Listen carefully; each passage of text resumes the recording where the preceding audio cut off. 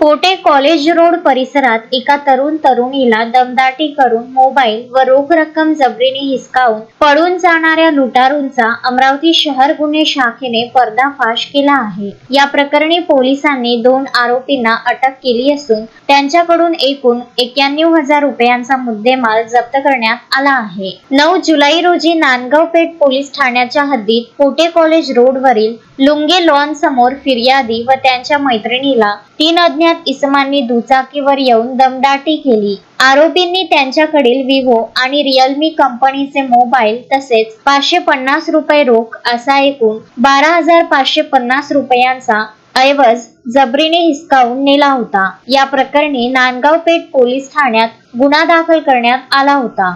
गुन्ह्याचा समांतर तपास करत असताना गुन्हे शाखेला 31 जुलै रोजी गुप्त माहिती मिळाली की इतवारा बाजार येथे 2 इसम मोबाईल विक्री करण्याच्या प्रयत्नात आहेत। पोलिसांनी तातडीने धाव घेऊन दोन्ही संशयितांना ताब्यात घेतले। चौकशी दरम्यान त्यांनी आपल्या एका अन्य साथीदारासह जबरी चोरी केल्याची कबुली दिली। शाहरुख खान आमिर खान वय 22 वर्ष राहणार फातिमा नगर अमरावती, अल्तमश खान सलीम खान वय 25 वर्ष राहणार अलकरीम नगर अमरावती, गोलू राहणार फातिमा नगर अमरावती अशी आरोपींची नावे आहेत। आरोपींकडून विवोचे 2 आणि रिअलमीचा 1 मोबाईल अंदाजे किंमत 21,000 रुपये तसेच गुन्ह्यात वापरलेली पल्सर गाडी अंदाजे किंमत 70,000 रुपये असा एकूण 91,000 रुपयांचा मुद्देमाल जप्त करण्यात आला आहे।